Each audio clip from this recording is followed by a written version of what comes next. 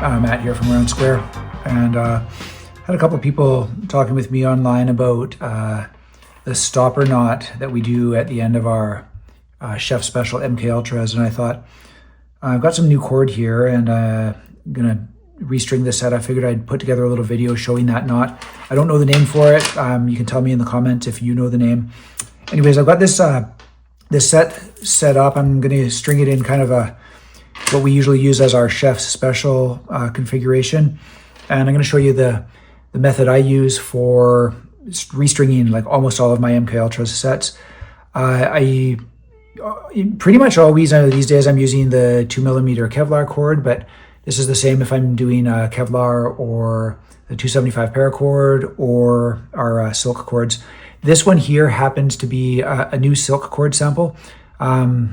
Our other silk cords that we've been using have a core in them. This is, I don't know the term, it's like an integral weave. So it's woven in a manner like our Kevlar cords where there's no core. It's the fibers are all kind of woven in a way that creates that density. So you don't have the fine weave on the outside. It's a slightly coarser weave, but these are silk. And so I'm excited to try this. The cord looks good, feels pretty nice. But yeah, I'm going to be trialing this set. I figured I'd let you guys in on it. So for pretty much all of these guys, I end up just using a little bit of Scotch tape, clear tape, and taping the ends. And you want to go like basically just a little more than one wrap around the cord, because if you go too many times around, it creates thickness and then it's harder to pull through. And I stagger them like this. I call this buddying the cord. So I'll start with this. On this set, I'm going to use a 10mm tie bead. So stick that through one of these guys. Can't even do that. Okay, through that. And then you basically bring it up to the tip of the tape. And then I usually have success just kind of pinching them together with my one hand and kind of squeeze and press the bead down onto it. This cord compacts pretty nicely, probably a little bit more even than the Kevlar. It might also just be a slightly thinner cord, but it goes on pretty easily. But if it's tight, you can usually have success by just squeeze together with one hand and then press together, and you want to kind of drag this cord out and have the friction between the cords pull the buddy cord through along with it. All right, so that's the method we use. Pull it through. And then I usually pull it all the way up to the end. And one of the little irritations that I have sometimes is if there's like a twist in one of the cords. So you want to see if there's any twisting in the cord, and you want to sort that out at this point before you get in deeper.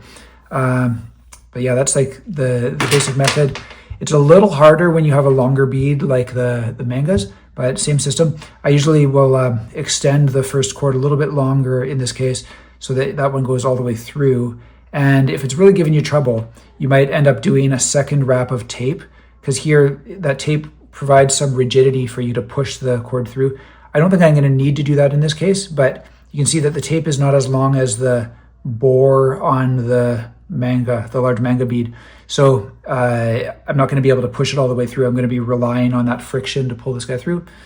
There it is. And just little by little, you want to kind of push from one side, pull from the other side, pinch, pinch, pinch. And with a little luck, you'll see it appear out the other side. And you can pinch on it, get some pliers if you need to. In this case, we don't need to. Okay, then at that point, we're pretty good. I'm going to even the two cords up. Oops. That's pretty close. Okay. Even those two cords up. And then for me to, based on this number of beads, I know because I'm restringing this set, I basically just need to measure my hand width. So that's how I use to set the cord length. So just make sure I can get it over my hand. And I don't even need to, you know, that with Begleri, I'm really specific about the amount of exposed cord I've got. With the Ultras, less so, but this is pretty much what I'm looking for here. Okay. Then we do our snake knots. If you're looking for a snake knot tutorial, I always recommend the ones from our friend Tim over at Weavers of Eternity. So I'm not going to dwell on the snake knot tying. This is the method that he teaches, I think, and it's the one that I use as well. And then kind of tighten that cord up.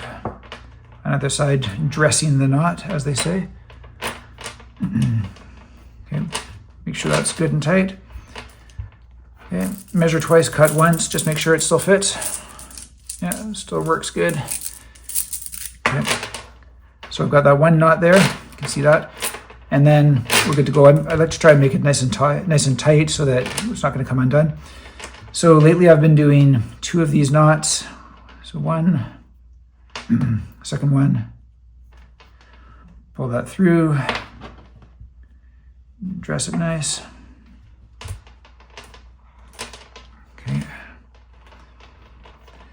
Okay, now the real reason why I'm recording this video is because people have been asking about the knot that we use as the stopper knot. And actually, I've also been asking because I don't know the name for it. It's just a knot that I actually created, and I'm sure there's probably a name for it, but I don't know what that name is. So, starts out as a snake knot. Okay.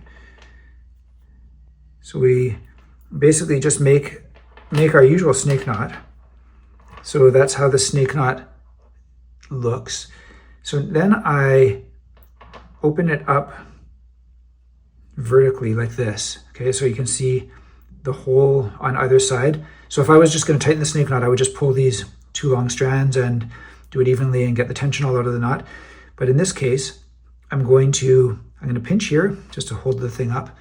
I'm going to bring this strand around to the other side and pull it through so it's coming out in the same direction as the way the cords are kind of feeding through from the bottom. Okay, and then I'm going to do the same thing on the other side.